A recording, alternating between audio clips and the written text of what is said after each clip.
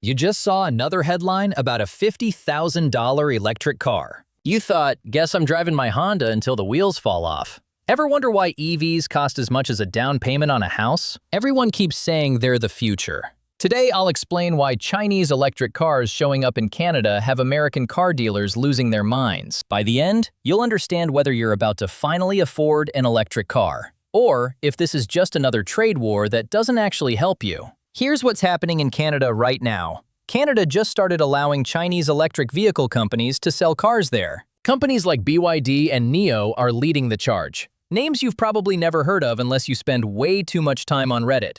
And these aren't some sketchy knockoff brands building golf carts with delusions of grandeur. They're making legitimate electric cars with over 300 miles of range, modern touchscreens, and build quality that rivals Tesla. The kicker is they cost $15,000 to $25,000, not a typo. For comparison, a base Tesla Model 3 in the US costs around $40,000. A Chevy Bolt was around $27,000 before GM stopped making it. Chinese companies are selling better cars for half the price. So how are Chinese companies doing this exactly? It's not magic, it's not slave labor, it's not cutting corners on safety, though American dealers would love you to believe that. It's three things working together. Cheaper batteries, government support, and scale that makes Walmart look like a lemonade stand. Let's break it down. Batteries are the most expensive part of any electric car, about 40% of the total cost. Chinese companies control most of the world's battery supply chain. Then there's government support on a massive scale. China decided electric cars were strategically important about 15 years ago. They threw billions at the industry with subsidies for manufacturers, tax breaks for buyers, and free license plates in cities where getting a regular plate costs thousands of dollars. They built charging infrastructure everywhere, and the whole country went all in.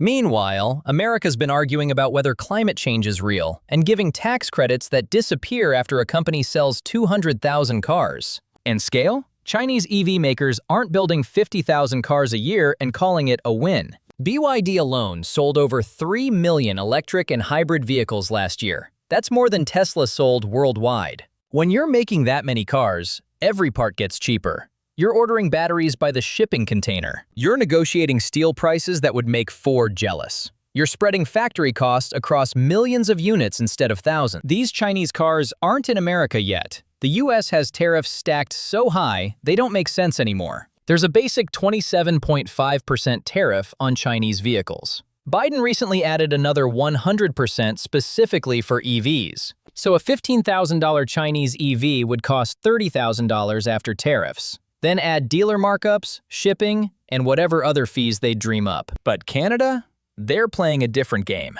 No massive tariffs, no political theater about protecting American jobs. Just, hey, if you meet our safety standards, come on in. And Chinese companies showed up with checkbooks and shipping containers full of cars. American dealers are panicking because Canadians are about to get affordable EVs, while Americans are stuck choosing between a $50,000 luxury sedan or keeping their gas car another 5 years. And here's the thing about that border. Canada and the US share a really long border, with roads and no checkpoints if you're just driving through. So if you live in Michigan or Washington or anywhere within a few hours of Canada, you could theoretically buy a Chinese EV up there and drive it home. Is that legal?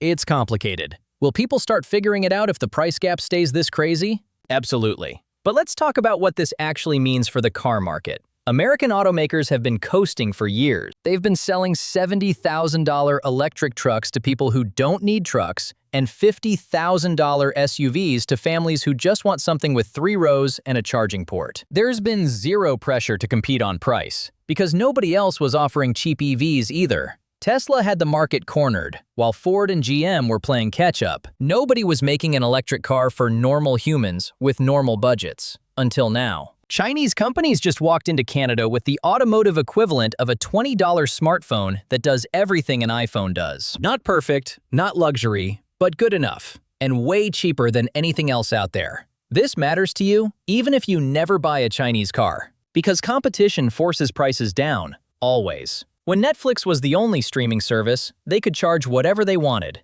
Then Disney showed up, then HBO, then Paramount, and suddenly Netflix had to actually compete. The same thing is about to happen to EVs. If Chinese cars start selling like crazy in Canada, American companies have two choices: drop prices, and figure out how to build cheaper cars, or watch their market share evaporate. Now here's what nobody's saying out loud. American car companies can't compete at $15,000. Not right now. Maybe not ever with their current structure. Their costs are too high with union wages, legacy dealership networks that take a cut of every sale, executive bonuses that could fund a small country, advertising budgets that make Super Bowl commercials look cheap, and shareholder expectations that demand profit margins stay fat and happy. Chinese companies don't have all that baggage. They're lean, they're aggressive, and they're playing to win market share, not protect quarterly earnings reports. So what happens next? There are three possibilities. 1. Chinese EVs stay in Canada and Americans keep complaining about high prices while not actually doing anything about it. 2. Tariffs come down because a future administration changes course or public pressure gets loud enough that politicians cave. 3. American companies finally figure out how to build EVs that don't cost more than a year of rent. My money's on a mix of 2 and 3, because once people see their Canadian friends driving $20,000 electric cars with heated seats and 350 miles of range, the $50,000 is a good deal actually argument falls apart. You can't unsee it once you know. But here's the catch nobody wants to admit. Even if Chinese cars flood the market tomorrow, they won't fix everything. Charging infrastructure in the US is still a mess. Half the chargers are broken or slower than promised. Road trips in an EV still require planning, like you're launching a space mission. And if you don't have a garage or driveway, good luck charging at home. You're stuck with public chargers that cost almost as much as gas. A cheap EV doesn't solve those problems. It just makes them cheaper to experience.